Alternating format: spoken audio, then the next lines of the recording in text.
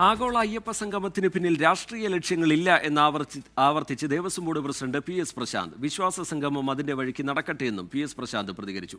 അയ്യപ്പ സംഗമത്തിന് പിന്നിൽ രാഷ്ട്രീയമുണ്ടെന്ന് പറയുന്നത് ബാലിശമാണെന്ന് SNDP യോഗം ജനറൽ സെക്രട്ടറി വെള്ളാപ്പള്ളി നടേശനും പറഞ്ഞു.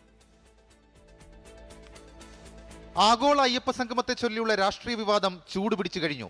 ശബരിമല വികസനമാണ് ബോർഡിന്റെ ലക്ഷ്യമെന്നും അയ്യപ്പ സംഗമം സംഘടിപ്പിക്കുന്നത് തിരഞ്ഞെടുപ്പ് വർഷമായി പോയെന്നേ ഉള്ളൂവെന്നും PS പ്രശാന്ത്. BJP പിന്തുണയോടുള്ള വിശ്വാസ സംഗമത്തെക്കുറിച്ചുള്ള ചോദ്യത്തിന് മറുപടി ഇങ്ങനെ: അത് അതിന്റെ വഴിക്ക് പോകും. അവർക്ക് അത് നടത്താനുള്ള അവകാശമുണ്ട്. ഇതൊരു ജനാധിപത്യ രാഷ്ട്രമാണ്. ഇവിടെ ആർക്കും സംഘടിക്കാനും സംഘം ചേരുവാനും വിശ്വസിക്കാനും വിശ്വസിക്കാതിരിക്കാനും ഒക്കെയുള്ള അവകാശമുണ്ടല്ലോ. അതൊരു വഴിക്ക് നടക്കട്ടെ, ഞങ്ങളുടെ സംഗമം വേറൊരു വഴിക്ക് നടക്കും.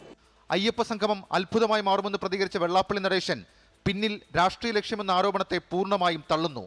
ആഗോള അയ്യപ്പ സംഗമം എന്ന് പറഞ്ഞാൽ ഒരു ഒരു അത്ഭുതമായി മാറും. ഈ തിരുവിതാംകൂർ ദേവസ്വം ബോർഡിൻ്റെ വലിയൊരു വികസനത്തിൻ്റെ തുടക്കം കുറിക്കുകയാണ്.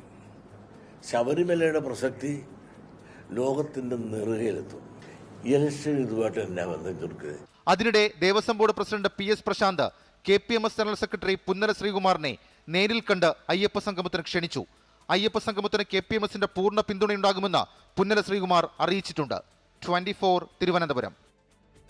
ലോകത്തെവിടെയായാലും ഏത് സമയത്തും 24 വാർത്തകളും ഓഗ്മെന്റഡ് റിയാലിറ്റി പാക്കേജുകളും എക്സ്പ്ലെയിനറുകളും വിശദമായി കാണാൻ ഞങ്ങളുടെ YouTube ചാനൽ നിങ്ങൾക്ക് സബ്സ്ക്രൈബ് ചെയ്യാം.